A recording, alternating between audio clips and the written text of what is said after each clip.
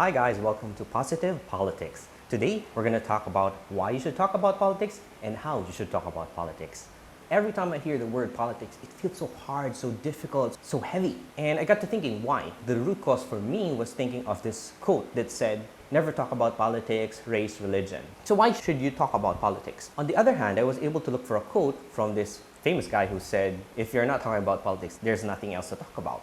I think we should reverse that thought process. Why you should talk about politics is number one, you cannot opt out. You're born into it, your nationality is there, you don't have a choice. Number two, you're paying for it anyway. 20%, 30%, 40% of what you make goes to the government. Well, let's say your tax is just 20%. Of course, you have your value-added taxes, so that's also part of why you are and you should be involved. It's for your future. If you want a better future for your children, you don't need to work really hard. You just need to put in effort where it goes to. 100% work, 20 to 40% of that is just going to the government, which sometimes does not represent you well. Just participate in the government. Make sure your voice is heard. Make sure the actions you require happens. Before, we passed down values through song and stories, and then it was movies and videos, and now it's more of social media. And we've changed. It's only a matter of time that we use this positively to bring out the right values and transfer that to our future generation. And this is a perfect opportunity. This will be what we need to do to progress our society further. Number three is the more we talk about something,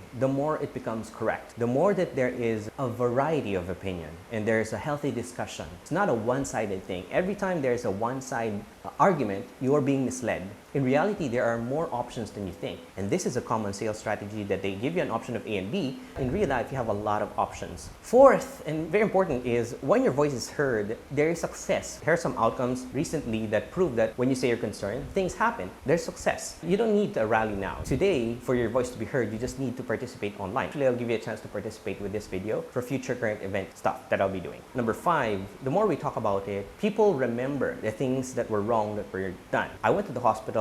I was beside some people and I asked them who their mayor was and who their governor was. One of them was really proud in saying, oh, he was governor this and this. He kills a lot of people. And she's proud of that. Why do we have politicians like that? Why is that even a thing that we should attain? I can't believe. Very importantly is how to talk about politics. Be very clear on what you're saying. When you're communicating something, there are generally just three objectives. It's entertain, persuade, educate. You have to state your objectives. You have to be very clear on what your objective is, very explicitly saying it, stating it, as opposed to implying it in the conversation. Number two, establish the importance of that idea. Why is this important for them? Number three, describe a situation or a case in point where this happened.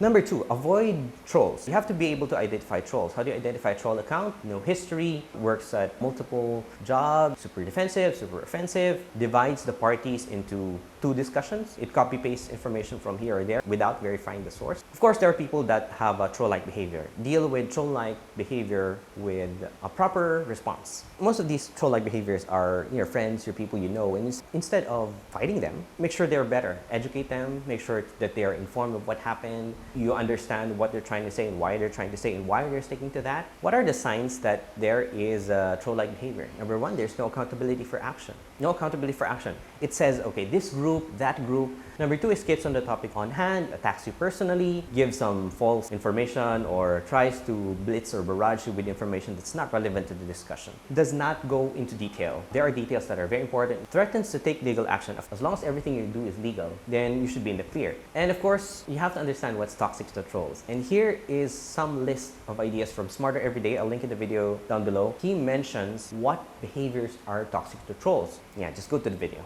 How do you exactly interact with social media? Create good values, create a good environment. A lot of people, when they start talking about politics, it feels so negative. You cannot take action against those people already are predisposed that when you're talking about politics is negative, but you can make a positive environment, and then eventually if people start talking about it more, you have made your success.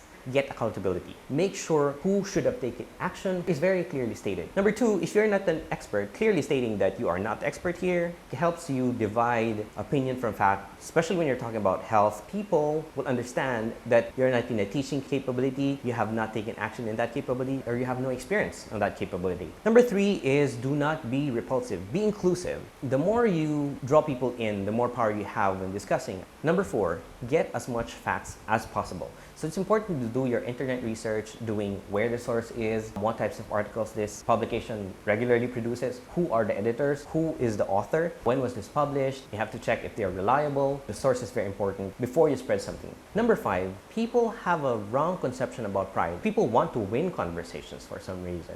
Sometimes you win the conversation, but you lose the relationship, which means you lost anyway. You can't go into battle and say you won the battle as a general, but all of your troops are dead, or you lost your country. You haven't won that. Focus on the outcome, on what you want to achieve, what outcome you're after. That helps with how you're dealing with trolls. The more objective you are, the better. Last 2 things here is seek for inputs. If you're not a specialist, seek for inputs. And lastly, vie for other people. The main reason why you're having this conversation is you want a better society for everybody, if that's really your objective. Make sure that you include people because you're fighting for the same people. And that's why I wanted to make this hashtag #PositivePolitics. Subscribe to the channel and leave links below for a Discord group, a Reddit thread that I follow. Let's start hashtagging #PositivePolitics. I hope this encourages to talk about politics and improve the way they talk about politics. That has been my objective with this video. So I hope this was helpful in giving you insight on how to talk about politics and why you should talk about politics. Thank you for watching.